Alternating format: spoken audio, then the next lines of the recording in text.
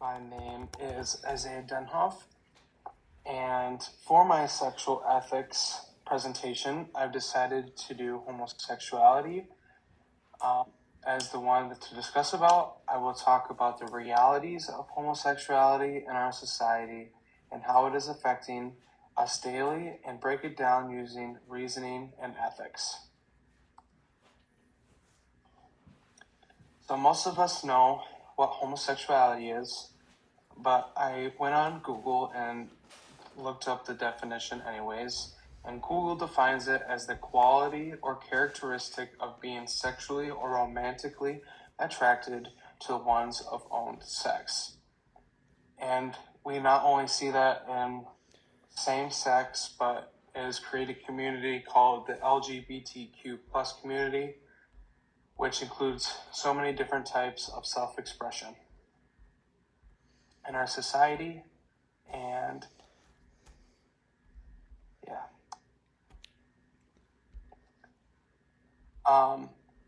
So kind of using kind of background on homosexuality, it is not a new thing to our society.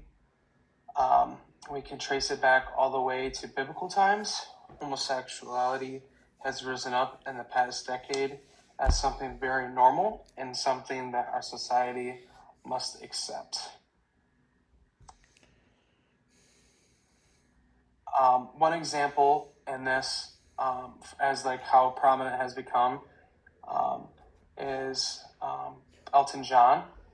He came out as gay in 1992, but more recently, as homosexuality has become more prominent and more common and more accepted, he's become more famous and one of the biggest advocates for homosexuality and gay rights. And a lot of people say that he's one of the most influential gay people that is alive today. One of the many different reasons why this topic is important is because it is very essential to our Christian faith and what we believe in. It has shaken our society to the core, and so therefore it is very important to discuss and talk about.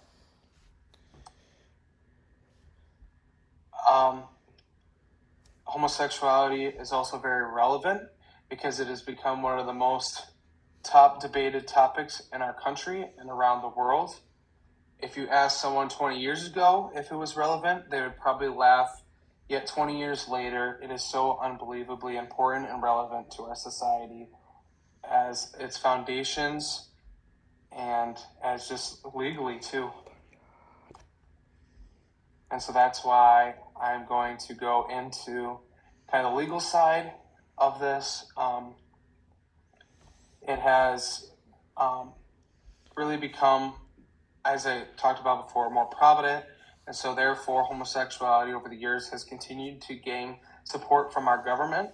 And things like gay marriage have been legalized, and other things have been legalized and kind of brought to courts so that homosexuals can live their life just as a normal person.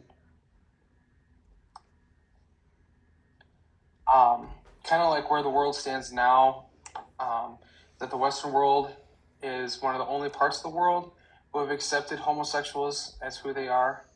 Most of the Eastern world has fought and made laws against homosexuals, and it's very different, like in places like Asia or the Middle East, how they treat gays compared to what they treat them in like Europe or the US.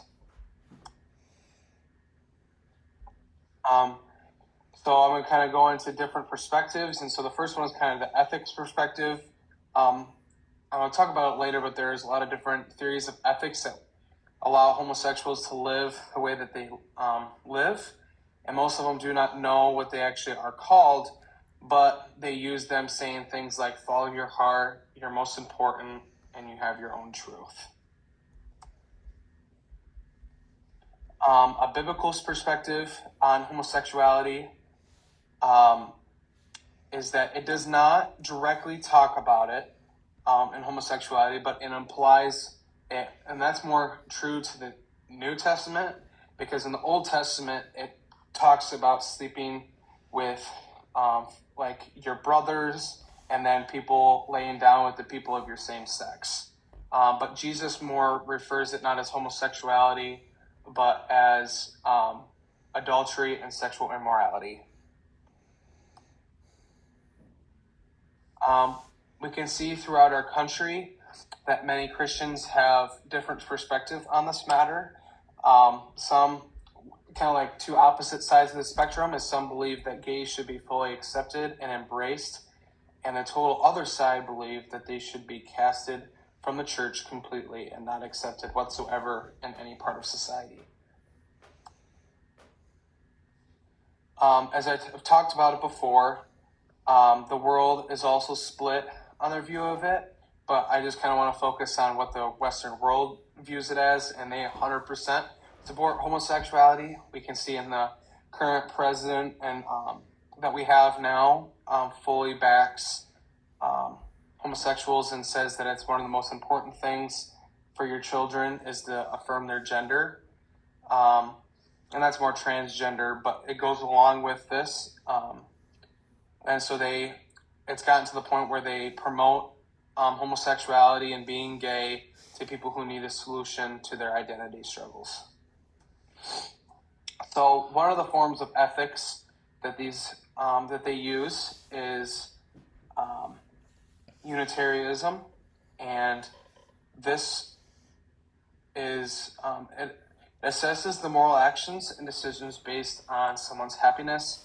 People use this for saying that, like they use it and saying that people accepting everyone is the best thing to do because it makes everything better and it makes everyone happy, and so therefore it makes it better for everybody. The next theory is emotionism or emotivism. This is someone who shares their preferences. They make sure to lay out their emotional opinion, which ends up allowing people and promoting them to go into public and express themselves. This is egoism. This, I think it's kind of self-explanatory what it is. It's one that's all about itself. It's all about me and what I'm going to get out of it, and how can everyone love my situation the best so that all my needs are satisfied and pretty much no one else matters. This one is kind of used as how they can flip the Bible around in its theological stances, and like they use things like it is their duty and obligation to love everyone. They can take it out of context, like I said, from the Bible, and saying like using the quotes of like love one another, and they can take that and use it as someone for loving someone for who they are, which if someone claims they're gay, then that's who they are.